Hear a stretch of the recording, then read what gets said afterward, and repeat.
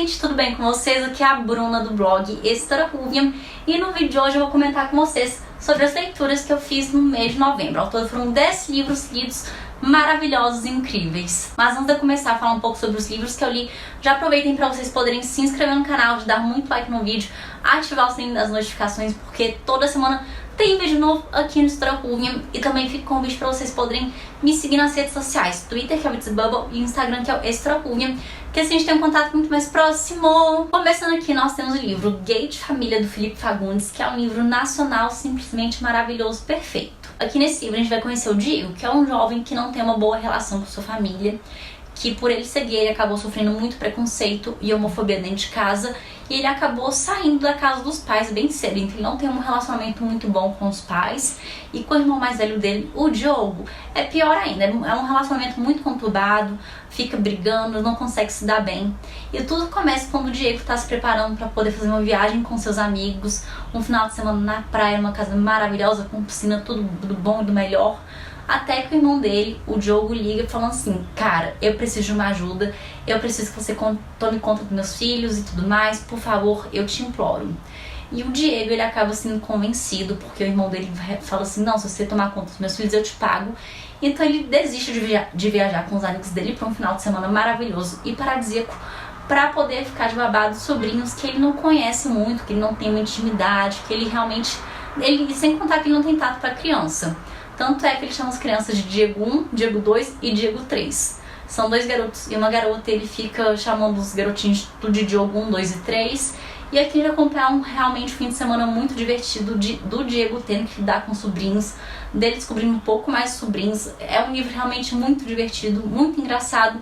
E tem realmente uns momentos muito fofinhos aqui do Diego com os sobrinhos dele realmente aprendendo mais sobre eles e criando um laço com esses garotos, que é realmente a coisa mais fofa do mundo. Então é um livro que eu super recomendo, é simplesmente hilário, maravilhoso, e eu não consegui parar de ler. Inclusive, quando eu tava lendo esse livro, acabou a luz aqui do prédio, e pra continuar lendo eu coloquei uma vela só pra poder falar assim: eu preciso terminar esse livro porque tá muito bom. E para os fãs de romance, nós temos aqui o livro Fisgados pelo Amor, da Tessa Bailey, que é a mesma autora de Aconteceu Naquele Verão. Inclusive daqui esse livro tem uma relação com Aconteceu Naquele Verão. No primeiro livro a gente conheceu a história da Piper e do Brandon, e aqui os protagonistas desse segundo livro vão ser a Hannah e o Fox. A Hannah é a irmã mais nova da Piper e o Fox é amigo do Brandon. Enfim, no plot de Aconteceu Naquele Verão, no livro anterior, a gente vê a Piper e a Hannah se mudando para a cidadezinha do interior, uma cidadezinha pesqueira, por conta da Piper, da confusão que ela fez. E a Hannah, para poder acompanhar a sua irmã, ela foi lá morar com a Piper na cidadezinha pesqueira. E nesse meio tempo, a Hannah acabou se tornando amiga do Fox, que é um dos marinheiros do local. Porém, a Hannah teve que voltar para a vida dela em Los Angeles, por conta do trabalho dela, da vida que ela exerce. E o Fox ficou por lá, mas por conta desse contato prévio, aqui a gente vai ver que os dois se tornaram realmente muito amigos, de ficar dias e dias e dias conversando no WhatsApp, mandando mensagens, trocando mensagens carinhosas. Até que a Hannah, por conta do trabalho dela, que eles vão filmar um filme, eles decidem ir até a cidadezinha e ela acaba tendo esse reencontro com o Fox. Então é bem divertido ver essa dinâmica dos dois, que é um livro mais de Friends to Lovers. Eu achei que demorou um pouco para poder engatar o romance, que dava para poder sentir a tensão entre os dois, a química entre os dois, mas até realmente acontecer de fato eu senti que demorou um pouco. Mas ainda assim foi um livro muito gostosinho de ler. Foi muito bom também ver como tá a Piper e o Brandon aqui nesse livro, e ver um pouco mais sobre a Hannah e o Fox, da relação dos dois, a questão da Hannah com seu trabalho. Então, para os fãs de romance, esse livro daqui é maravilhoso. E temos aqui outro livro nacional que é maravilhoso e que eu estava doida para poder ler, que é Viralizou, do Juan Julián e do Igor Verde, que basicamente aqui nesse livro a gente vai conhecer a nossa protagonista, a Thalita Bumbum, uma cantora de funk muito famosa no Rio de Janeiro, e ela tá prestes a se casar com o noivo dela, que é um jogador de futebol. Ela é uma figura muito midiática, porém acaba vazando uma notícia de que ela tá tendo um caso extraconjugal e a carreira dela começa a entrar em colapso. Diante desse cenário que tá acontecendo, a reação da Thalita é ir brigar com o Peu, o jornalista que expôs toda a situação, e um antigo amigo dela, que os dois tinham amizade, ele sabia dessas questões do relacionamento da Thalita. Ele prometeu que não queria expor ela, mas acabou vazando os áudios, as confissões dela, para poder conseguir views, para poder conseguir manter seu trabalho. E diante dessa situação, a Thalita resolve ir atrás dele para poder tirar algumas... realmente tirar a conclusão, que fala assim: por que você fez isso? Realmente ir lá brigar com ele. Porém, o que ninguém poderia imaginar, muito menos Thalita Bumbum, é que no meio de tudo isso estaria acontecendo um apocalipse zumbi no meio do Rio de Janeiro. Esse livro foi muito divertido de ler, é um livro curtinho, muito rápido, bem divertido, os personagens também são maravilhosos. E o que eu mais gostei desse livro é realmente de você poder identificar várias referências culturais do nosso país, não só alguns elementos que o pessoal coloca como farofa da GK, ou Big Brother, ou várias questões culturais que a gente está acostumado aqui, expressões idiomáticas, mas aqui também tem uma referência muito grande à questão da pandemia da Covid, como o Bolsonaro tratou toda a situação, falando que era apenas uma gripezinha. Ai, gente, isso não é nada, isso é uma gripezinha. Enfim, então eu gostei de ver essas referências, que é uma coisa muito marcante. E é impossível ler esse livro sem pensar nessa bosta de presidente que a gente tinha. Enfim, foi um livro que eu realmente amei, sensacional, recomendo demais. Sem contar que essa capa é linda, maravilhosa. É um livro simplesmente perfeito, tudo de bom. Eu recomendo muito. E temos aqui uma das minhas queridinhas, que é Lore Olympus 2, que é a continuação da HQ Lore Olympus 1, que vai contar a história dos deuses do Olimpo. Basicamente a história de amor entre o Hades e a Perséfone. É que essa HQ, essa graphic novel, vai dar continuação que aconteceu na primeira graphic novel, que aqui a gente vai ver o Hades e a Perséfone meio que se aproximando, dos dois tendo um maior contato. A gente percebe como o Hades fica tenso ao descobrir que a Perséfone é tão novinha, ao mesmo tempo ele querer poder se relacionar com ela, mas saber que não é o ideal, e a Perséfone toda atrapalhadinha, sem saber como lidar com o Hades. Gente, essa HQ é simplesmente maravilhosa. Eu amo demais as cores que são usadas para poder representar os personagens, toda essa história dos deuses do Olimpo, da questão da modernidade. É um livro realmente simplesmente impecável para quem gosta da mitologia grega. Eu acho que super vale a pena conhecer, porque é uma história linda, maravilhosa demais. E agora eu já quero o quê? Os próximos volumes. E temos aqui outra graphic novel, outra HQ, que é simplesmente a coisa mais fofinha e bonitinha desse mundo. Aqui a gente vai conhecer o nosso protagonista, o Tien, que ele é um jovem estadunidense, e a mãe dele é uma mulher do Vietnã, assim como seu pai. E por conta de seus pais serem de outro país, o Tien tem o hábito de ficar lendo com sua mãe para poder ajudar ela a treinar o inglês, treinar a língua inglesa dela. E os dois acabam tendo essa troca de ler vários livros de contos de fada. E ao mesmo tempo que a gente vai conhecendo vários contos de fada em versões diferentes, como a versão da Cinderela, que é contada no Vietnã, a gente vai vendo também alguns dilemas que os personagens, o Tien e a mãe dele, vão passando, como essas histórias vão se relacionando com os dilemas dele, que o Tien, ele fica sem saber como contar pra mãe, pra família, que ele é um garoto gay, e a mãe dele tá passando por uma dificuldade, porque a mãe dela tá lá no Vietnã, no caso a avó do Tien, que ela tá lá com problema de saúde. Então aqui ao longo do livro, ao mesmo tempo que a gente vai acompanhando a história dos personagens em si, a gente também vai acompanhando histórias, versões diferentes dos contos de fadas que a gente conhece, e no fim tem um final lindo. E uma coisa que eu gostei bastante a respeito desse livro é como as cores são importantes. Toda vez que a gente tem essa paleta de cores rosa, que mostra o momento do presente, do Tien com sua família, com seus amigos. Quando a coloração é um tom mais azulado, normalmente é o quê? São os contos de fada, a história dos contos de fada. Então toda vez que tem esse tom mais azul, a gente sabe que são os contos de fada. E tem algumas cenas de flashback que aparecem num tom mais amarelado aqui. Acho que aqui. Aí toda vez que é um flashback aparece nesse tom mais amarelado. Então eu achei muito genial essa ideia de como as cores acabam também influenciando na história, ajudando nessa forma de criar a narrativa da história. E agora vamos falar de O Menino Bruxa, que aqui a gente vai conhecer o Aster, nosso protagonista, que essa graphic novel aqui também é outra, maravilhosa, muito bonitinha. Mas basicamente o Aster vem de uma família de pessoas mágicas. E nessa família, os homens acabam tendo o dom de serem metamorfos, de se transformarem em outros animais, enquanto isso as mulheres são dedicadas a aprender sobre feitiçaria, sobre bruxaria, feitiços e encantos. Porém, o Aster, ele quer poder aprender sobre bruxaria, sobre esses encantos e feitiços, e ele é proibido, porque falou assim, você é um garoto, você tem que seguir o caminho dos metamorfos. Você não pode aprender magia, você não pode aprender a ser uma bruxa. Então ele sofre muito essa pressão familiar. E no meio de tudo isso, vários garotos vão começar a desaparecer, os primos do Aster, e ele vai ser responsável por ter que solucionar esse mistério, descobrir o que está acontecendo, mesmo que signifique ir contra a sua família. É uma história muito emocionante, eu gostei bastante.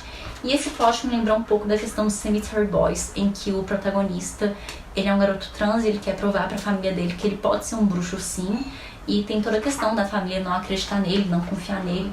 Então todas essas questões aqui me lembraram um pouco a situação desse livro, por mais que alguns detalhes sejam diferentes, essa questão familiar, da família um pouco contra, me lembrou um pouco O Menino Bruxa, e é uma HQ também muito lindinha que eu recomendo demais. Aqui em A Garota do Mar nós vamos conhecer a nossa protagonista, a Morgan, a de cabelinho preto, que ela é uma adolescente de 15 anos que as coisas da vida dela não estão indo tão bem assim. Pra poder começar, os pais dela se separaram. Na casa dela, o irmão dela mais novo tá brigando com todo mundo, tá numa situação de caos, tá realmente difícil de lidar. E pra poder complementar, ela acaba não sendo verdadeira com as amigas dela. Ela finge que tá tudo bem pras amigas dela, finge que a vida tá perfeita e sem nenhum problema, quando na verdade as coisas não estão assim. E por conta de tudo isso, a Morgan tem um plano que é vazar dali, quando concluir o ensino médio, e vazar, sumir dali, recomeçar do zero, para um lugar em que ninguém conheça ela, sua história, sua origem, realmente um recomeço para sua vida. Porém, as coisas vão mudar quando ela conhece a Kelt, uma garota que ela surge misteriosamente do mar, e a gente descobrir que ela realmente é uma pessoa muito mágica. E a partir daí, a Morgan vai ter que lidar com a Kelt, que ela é um pouco diferente, tem algumas coisas que um pouco estranhas, ao pouco ela vai descobrir esse lado mais mágico. E, gente, é um livro surpreendente. Eu tinha uma ideia do que poderia acontecer com o livro e acabei sendo surpreendida. E no fim é um livrinho muito bonitinho, também muito fofinho, e que me pegou de surpresa, porque eu tinha uma ideia do que poderia acontecer e fui surpreendida. E também tem protagonismo LGBTQIA+, então para quem quiser ler, recomendo demais A Garota do Mar. Temos aqui o livro Uma Magia Destilada em Veneno, em que nós vamos conhecer o protagonista da nossa história, que é a Ning. Esse daqui é um livro de fantasia e logo ele começa com a Ning, que ela perdeu a mãe dela e ela se culpa muito por isso. Por mais que ela não tenha feito nada diretamente, nada propositalmente, a Ning se culpa bastante pelo que aconteceu, pela morte da mãe dela, e para poder tentar ajudar a família dela, mais especificamente a irmãzinha mais nova dela, a Shu, que não tá muito bem, a Ning resolve ir para a capital do Império e para a capital do Reino participar de uma competição. Essa competição é para poder achar os mestres ancestrais das pessoas que conseguem fazer magia através do chá, e a mãe da Ming fazia isso, ela aprendeu isso com sua mãe e ela acaba entrando nessa competição para ver se ela consegue ajudar a sua irmãzinha mais nova, a Shu. E no meio de tudo isso vai acabar descobrindo uma conspiração gigante que existe nesse reino, questões muito políticas, complexas. Esse livro faz parte de uma duologia, da duologia do chá, e pela premissa dele em si, foi uma premissa que me chamou muita atenção, que eu fiquei muito interessada. Realmente falei, parece ser bem diferente de tudo que eu já ouvi falar, quero experimentar. Eu achei bem interessante esse livro ser inspirado em lendas, desse background mais de culturas asiáticas, porém eu achei que foi muito corrido o desenvolvimento, tem um insta-love aqui que não me convenceu. No fim, não foi um livro que supriu todas as minhas expectativas. É um livro bom, mas não, eu tava querendo um livro que fosse 5 estrelas, eu achei que ia ser um livro 5 estrelas e acabou sendo um livro 3,5. Não é que seja um livro ruim, mas é que realmente minhas expectativas estavam lá na altura. Eu senti que o livro não me entregou tudo isso, mas ainda assim é uma leitura que vale a pena para as pessoas fazerem para poder conhecer ainda mais os fãs de fantasia, porque de fato é uma fantasia que foge de alguns clichês que a gente está acostumado. E para os fãs de mistério eu tenho aqui o livro O Caso Alaska Sanders, do Joel Dicker, que é um dos meus autores favoritos. E aqui nesse livro, nosso protagonista é o Marcus Goldman, o famoso escritor que também foi protagonista do livro A Verdade sobre o Caso Harry Quebert. Pois bem, depois de A Verdade sobre o Caso Harry Quebert, aqui nós vamos acompanhar o Marcus realmente desfrutando a sua carreira de escritor, de sucesso, se consolidando, dele realmente, tipo assim, muito famoso, ganhando muito dinheiro, de conseguindo viver da escrita. E no meio de tudo isso, ele ainda tenta entrar em contato com o Harry Quebert, que foi inocentado, que era seu antigo mentor, mas não tem muito sucesso, ele fica um pouco perdido, sem saber o que fazer, qual é o próximo capítulo.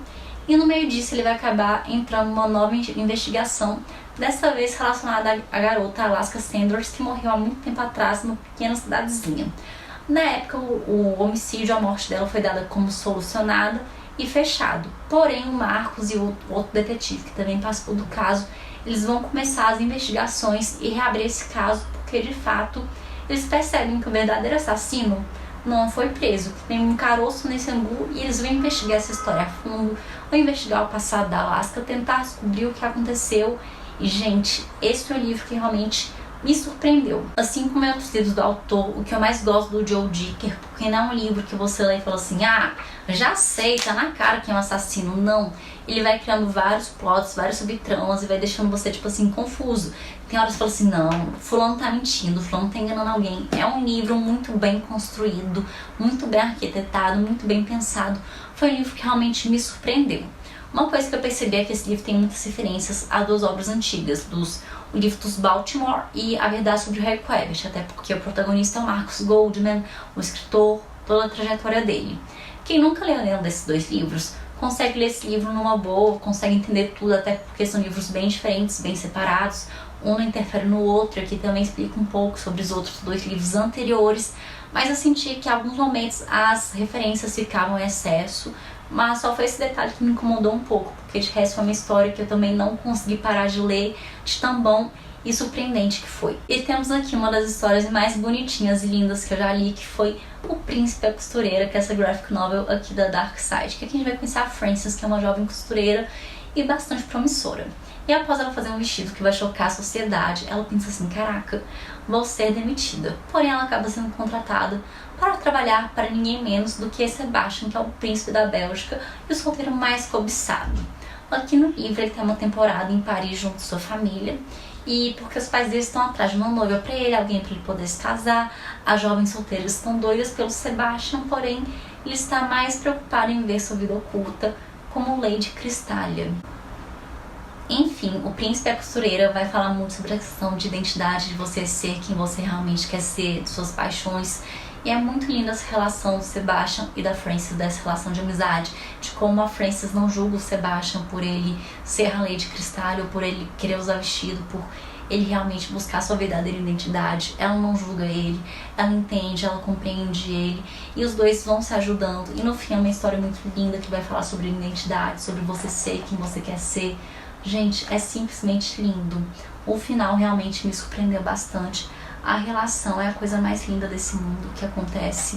Realmente é surpreendente. Então, pra quem quiser ler uma história fofinha, bonitinha, vai ler O Príncipe e a Costureira, que apesar de ser uma história fofa, bonitinha, também tem significados profundos.